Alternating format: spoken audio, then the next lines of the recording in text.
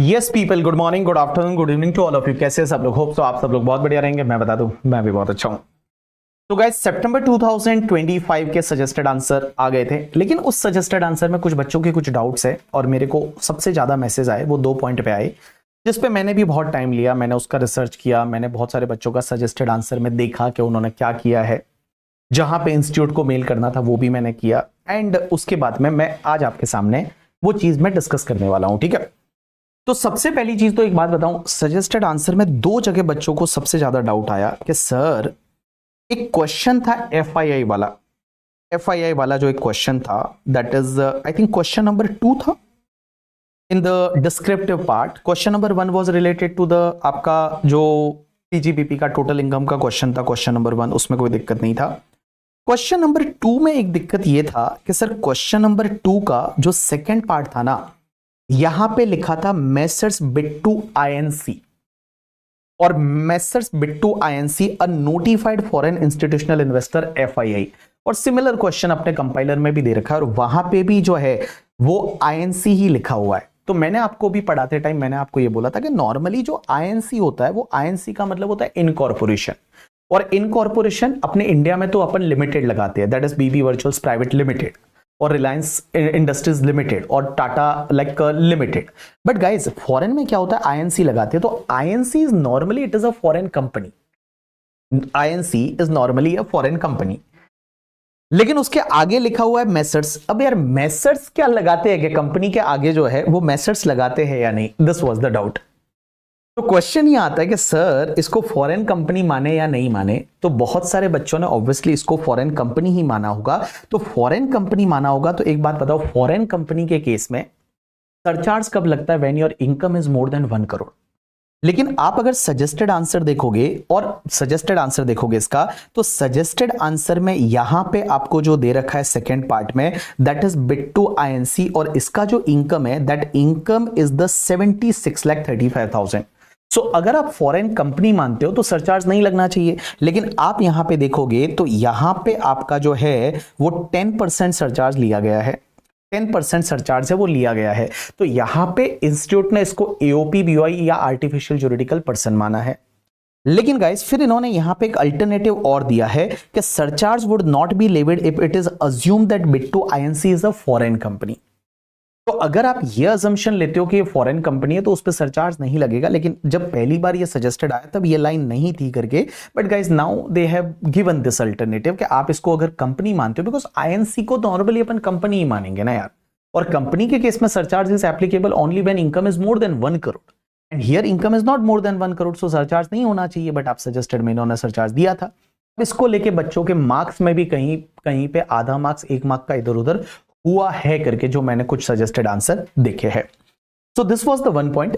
Second point जो बच्चों का डाउट आ रहा है मेरे पास में, that is the question number आपका 3 का बी पार्ट। 3 का बी जो है वो आपका जो है मिस्टर कमल शर्मा वाला क्वेश्चन, और उसमें यहां दे रखा था dividend received from the Indian companies 1,90,000। Sir, यहां तो डिविडेंड रिसीव्ड दे रखा है ना, और आपने क्या बोला था कि जहां पे भी डिविडेंड रिसीव्ड वर्ड होता है वहां पे आपको नेट ऑफ टीडीएस मानने का, और नेट ऑफ टीडीएस मान के और उसको ग्रॉस अप करने का। ऐसा होता है ना, अपन ने तो वही देखा था कि रिसीव्ड वर्ड दे रखा है, क्योंकि रिसीव्ड वर्ड इंटरेस्ट या डिविडेंड रिसीव्ड और credited to the like bank account, तो आपको मानने का it is a net of TDS. तो सर, हमने तो एग्जाम में क्या किया कि यहां पे 1,90,000 था, उस 1,90,000 को हमने 90% मान लिया और मल्टीप्लाई बाय 100% करके, और हमने जो डिविडेंड का इनकम जो लेना चाहिए था अदर सोर्सेज में, वो 190 डिवाइड बाय 90%। तो सर, हमने तो एग्जाम में 2 लाख और 11,111 है, इतना लेना चाहिए था। लेकिन सर, जब हमने सजेस्टेड देखा तो सजेस्टेड में तो इंस्टीट्यूट ने क्या किया हुआ है कि सजेस्टेड में सर अगर अपन देखते हैं तो यहां पे तो इन्होंने क्या ले रखा है, देखिए यहां पे क्या दे रखा है, that is dividend received 1,90,000। Sir, यहां पे तो एज इट इज नेट ही लिया है, ग्रॉसअप किया ही नहीं है। तो सर, ग्रॉसअप करना चाहिए था या नहीं? अब गाइस एक बात बताओ, ग्रॉसअप तो करना चाहिए था बिकॉज डिविडेंड रिसीव्ड वर्ड दे रखा है, और पहले भी ऐसा हुआ है कि डिविडेंड रिसीव्ड जहां जहां दे रखा है उसको नेट ऑफ टीडीएस माना था। लेकिन फिर यहां पे एक तकलीफ यह है कि यहां पे दे रखा है dividend received from Indian company, नहीं दे रखा। अगर यहां कंपनी दे रखा होता तो हम मान लेते कि एक ही कंपनी से मिला है, और एक ही कंपनी से मिला 190, तो भैया ग्रॉस अप करना पड़ेगा। बट यहां पे वर्ड दे रखा है Indian companies. Companies means there will be from the multiple companies ना, देयर मे बी पॉसिबिलिटी ना, जैसे मान लो मैं हूं और मेरे को 50 कंपनियों से डिविडेंड मिला है, और 50 कंपनियों से डिविडेंड जो मिला है 50 कंपनी से, 1,90,000 डिवाइड बाय 50 कंपनी से, तो हर कंपनी से 3,800 मिला, तो टीडीएस नहीं कटा होगा। So that can be the one case ना, because here they use the word Indian companies, तो कंपनीज में there is no clarity ना कि भाई एक ही कंपनी से मिला है। और आपको पता है 194 में डिविडेंड पे टीडीएस तभी कटता है जब कोई एक कंपनी आपको जो है वो 5,000 से ज्यादा का डिविडेंड दे रही है इंडिविजुअल को, क्योंकि यहां पे पर्सन कौन है, इंडिविजुअल है।